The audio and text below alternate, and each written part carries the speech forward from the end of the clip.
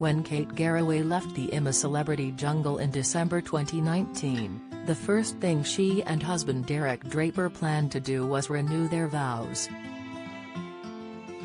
But fate had other ideas in store, and as the world locked down the following March amidst the COVID pandemic, the couple, who celebrate their 17th wedding anniversary today, both took ill with the virus.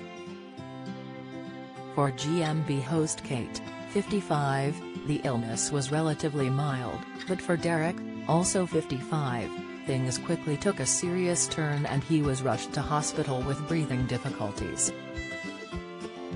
There, he was transferred to intensive care where doctors put him in a coma. Kate, who had to stay at home isolating with their children Darcy, 16, and William, 13, was told to prepare for the worst and at one point endured a 24-hour wait to find out if he was dead.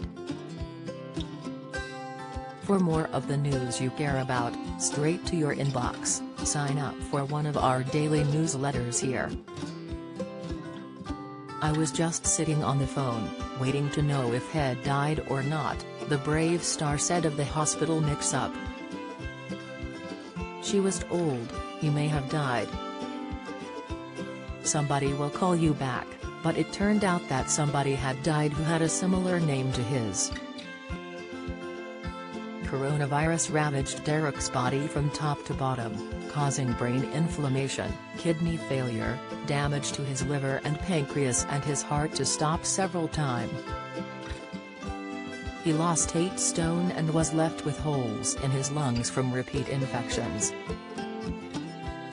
But for Kate, the most harrowing chapter was when doctors warned her he could be in a vegetative state for good. The very worst moment was when they said he could be locked in forever, she told the Sunday Times. And I just thought, this is a horror story. I don't know if he'll ever have any kind of life again. We just don't know. Determined to find a way through, Kate would play Derek's favorite music down the phone, and when he finally regained consciousness in July, she and the children saw him for the first time in 4 months. His ventilator was removed that October, but his first word was pain. It would be another 6 months before he was deemed well enough to return to their North London home, which Kate spent thousands adapting. She installed a wheelchair ramp and converted the garage into a ground-floor wet room. She also created a bedroom for Derek and his medical equipment and told how he would need 24-hour care. The journalist said her beloved husband would die in just 3 days if left unaided. In an advert for her documentary, Finding Derek, Kate said, "I'm very protective of people seeing him vulnerable, but this is the reality of life for people that are caring. The person he is now, in many ways, is a stranger." Unable to speak and sleeping 20 hours a day, Derek was forced to stop working as a psychotherapist, leaving Kate as the sole earner. It took months for him just to be able to say, "I love you." It's devastated him, Kate told Piers Morgan. From the top of his head to the tip of his toe. His digestive system, his liver, his kidneys, his heart, his nervous system. We're pretty sure that the inflammation did pass through the brain. He still can't communicate, he still has issues with mobility. Fundamentally, Hess in a terrible state. Look, Hess alive, Kate said. The former political lobbyist, who is the nation's worst affected living COVID patient, is essentially trapped by a brain that is no longer his friend, and says he is fighting to get out. Earlier this year, Derek went to the U.S. to undergo a medical trial, but he was taken seriously ill over summer when he contracted sepsis and had to undergo emergency surgery on his kidneys. Kate was forced to take 3 weeks off work, revealing she was spending all her time at the hospital. His kidneys were really badly infected, blocked, and the challenge now is to save them, said Kate.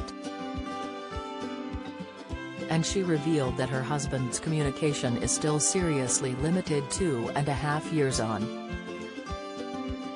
In a sense, Derek, because of COVID, has a version of this where he can understand, sometimes do odd words, but can't express himself, she said on GMB, vowing to continue her fight to cure him. Has fought so hard to stay in this world and I'm not giving up on him ever. He will have moments of clarity and it's like he disappears again.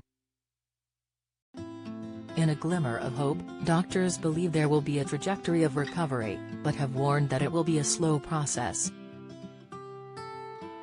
But as they soldier on, Kate said they've found a new way to be in love amidst all the challenges they've faced.